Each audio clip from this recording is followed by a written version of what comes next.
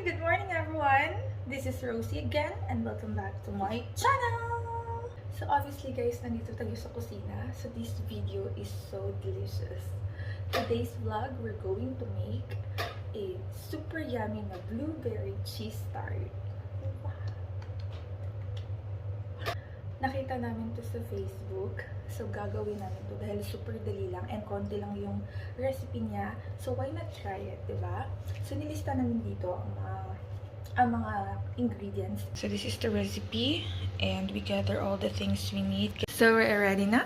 And 1, 2, 3. Tang! So, finally, na-divide na namin siya gamit ang calculator and mano-mano. So, dahil parang konti lang siya kanina, so, dagdagan na lang namin. Ito-double namin siya, yung recipe, para mas madami and para mas masaya. So, this one is 432 and we need only 250 grams cheese. So, 432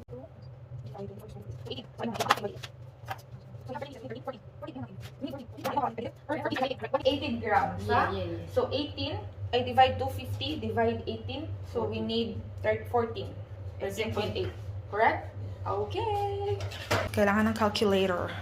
This is the struggle pag wala kayong weighing scale. 50 only? That's why I checked the video. Something wrong somewhere.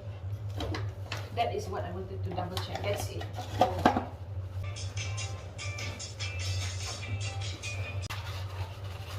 Gusto na kami ng lalagyan. So yung sandok ng sandok mo.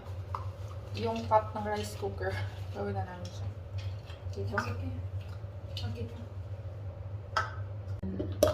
You break the egg already? Not yet. Where's the egg? Here. No, I just put it there. There? No, that is for here. Itlog, Magbakita ka. Of course. Okay, so butter. Hindi nyo nakikita, wala kaming tripod. So butter and flour. I-mix namin siya. Suppose egg, butter, then flour. No, I saw butter, flour, then egg. In the video.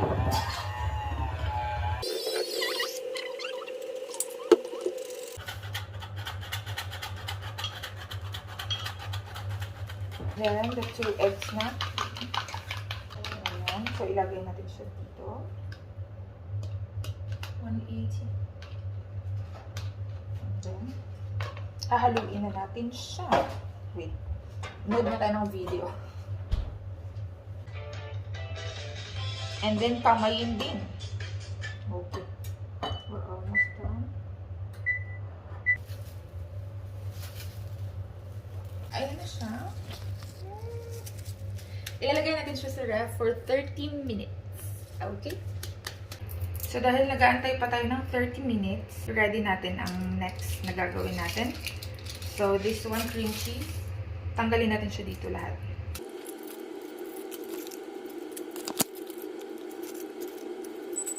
Ngayon naman sa filling. So, manood muna tayo ng video.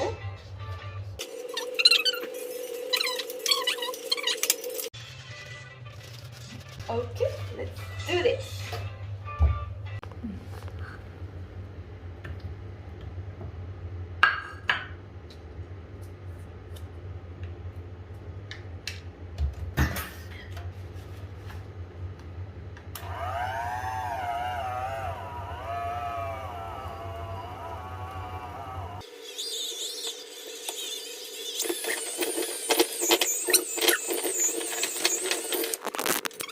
And now,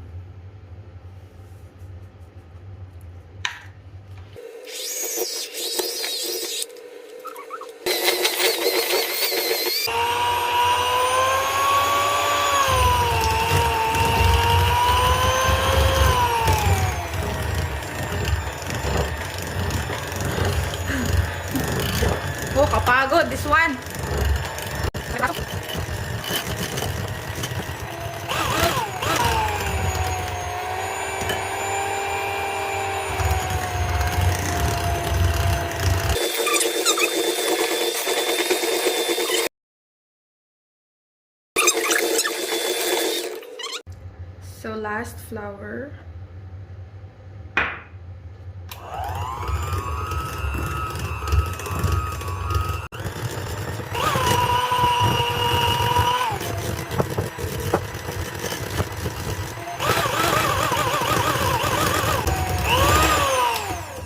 Okay.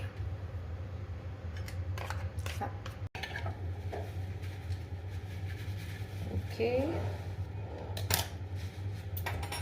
Tignan. Sobrang sarap.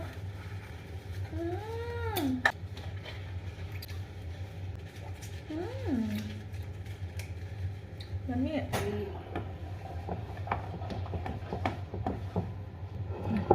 Chiring. So yummy.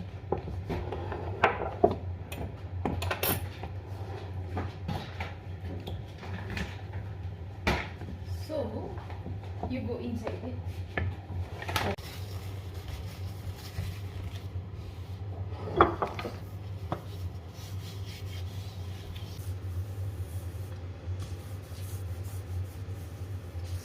Try, huh?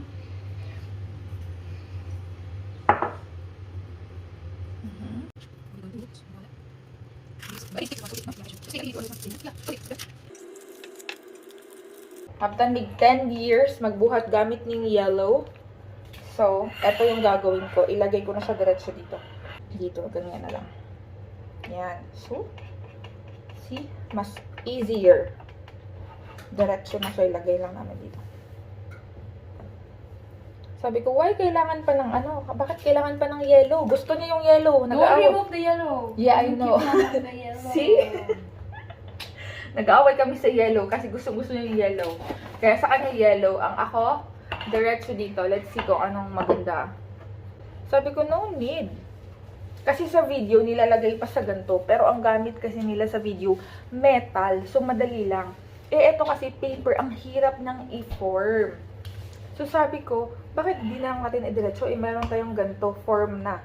Sa video naman, kaya siya gumamit ng metal na ganito, cupcake. It is because flat yung lalagyan niya. At least kami naka-form na, di ba? Ano sa tingin niyo? Sinong boto sa akin? Sinong boto sa kanya? Saan ang boto niyo? Saan kayo nag-agree? Sa kanya o sa akin? And then fork. Para butas-butasan. So, eto na yung akin. Hey! Hey, girl! Hey, Malaysian girl! Look at mine. So pretty. Ready na siya. Ilalagay ko na siya dito. 10 minutes. Where's the other one? Other one is mine. Yours yellow? Yeah. Oh, bahala ka dyan. Okay, now I will do this one first. Yeah. Huh? How many minutes? 15. So, ito na yung akin, guys. May mga butas-butas na siya. Ayan. Tinidor lang gamit namin. So, ilalagay ko siya dito for 15 minutes. Fine. 180 degree. So, habang ako nag-aantay na sa akin siya, ayan pa rin siya sa yellow niya. Ayan siya. Ipo-pursue niya talaga ang niya, yung paggamit niya ng yellow paper na yan. Okay. Go, girl. Why did you put hole? Put the hole. Ay, nako. Oh my God, 10 more minutes. So fast. What? Yan.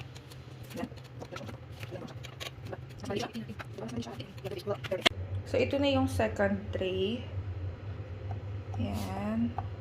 That's it. And, ibibake natin siya for 15 minutes. Ah, competitive. So, 3 more minutes na lang siya. Check natin ano itsura. Wow. Not yet. Is it correct? So, may isang tao dyan na akala ko naman tama yung preheat time niya. Naglagay siya ng 180 degree. Akala niya Celsius. Eh, Fahrenheit to. So, malapit nang matapos yung tart ko na time. 3 minutes more. Buti na ang chinek ko. Pag-check ko, ang lambot pa din niya. Kasi naka 180 degree Fahrenheit. It's 360 supposed to be. So, kanina naka 180 Fahrenheit siya. So, kaya hindi siya naluto. After 10 minutes, malambot pa rin siya. So, let's see. In-adjust ko siya. I hope naman na maging okay ang outcome. So, makikita natin later. So, ngayon, lalagay ko na dito yung filling namin. So, ito na yung filling namin later. Kanina ilalagay ko na dito.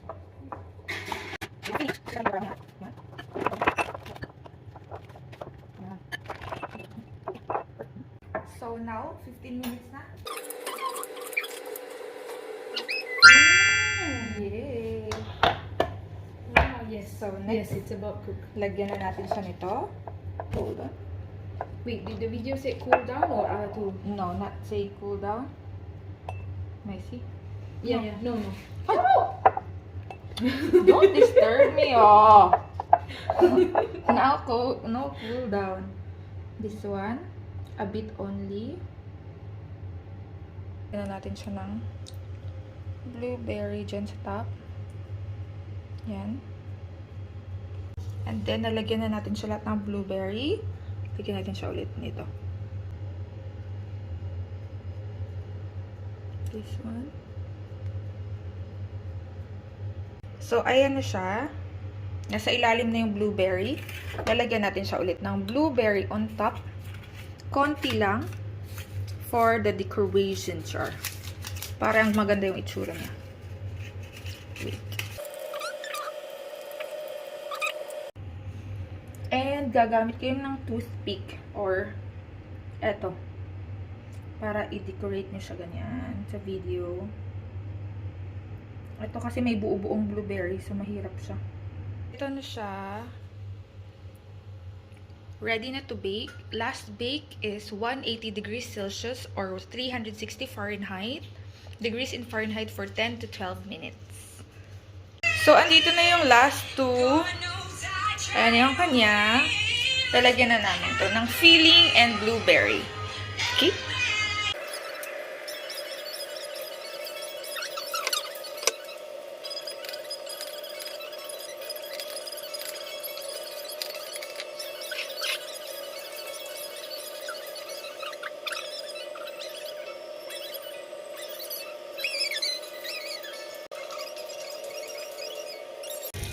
So, tapos na kami mag-decorate and everything. Nakatatlong tray din kami. This is hers. Hold yours. Ayan. This one, wow, so pretty. Yan. Break muna tayo. And ito, sarap ng break. Sushi! Pagutom. Pepe. Binili namin ito kahapon sa Lulu Hypermarket.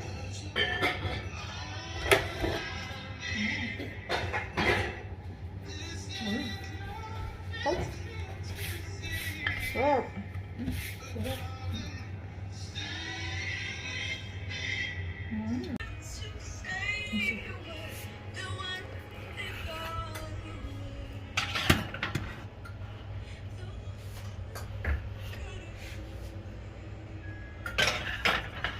Yan. Bake natin siya ng 10 to 12 minutes daw. So. Whoa! Oh! Ooh! Tignan. Wow! Yay! So heavy this one. Wow! See, it raised a bit. Wow! And this one, Bonga Ladies one. And this one, Yay! Wow! So ito na siya. Ooh, sarap! Palamigin muna natin and then let's try the tiny one. Tink! So, luto na ang aming Blueberry Cheese Tarts. So, titikman na namin. Malamig na din siya konti. Tikman namin yung mini! Where's yung mini? Mini! Ang cute! Kasi may sobra, so nilagay naman siya sa maliit namin. Okay, try na natin. Okay? Cheers! Okay. Hot. No. Wow! Oh! Ang sarap! not that Wow! sweet. Perfect. Wow! So yummy! fluffy the cheese. No, I think it's good. it's so good. Now I think I'm going to try yours. What? Okay, get yours. And I'll try mine. Kasi mayroon siya sa kanya. Okay? Go. Okay, one. So, ito yung akin. And ito yung sa kanya na nasa wrapper. Tingnan mo yung likod. Ganyan yung style niya. What? Wait. Ganyan yung kanya. Oops. Oh. Meron siyang ganyan-ganyan. Okay? And yung akin is plain. Kasi dinaretso ko lang siya. So, ganyan siya. Wala siyang... Wow, perfect. Even the Wow. size. Wow. So, sinong nanalo, guys? Pero ang lasa same lang. Okay na? Sit. Not sweet. Very good. Wow. Not sweet. Ano? Wow. Ito na? Wow. Super sarap. And mas maganda kung dalawa kayong magbe-bake kasi magtutulungan kayo. Mas mabilis. Pero masasabi ko, hindi ako nagbe-bake ha. I mean, mga banana cake yung binibake ko. Pero, hindi siya mahirap gawin. Basta may gamit na kayo. Especially, meron kayong mixer, right? Yun yung pinaka-importante, may mixer kayo. And, yun. Tapos, mga ingredients niya, konti lang din. So, yun nga guys, hindi yun recipe namin, okay? So, that recipe is from KL Foodie. Shout out! Sarap! Ang sarap po ng recipe na to. Tinry namin and it turned out so well.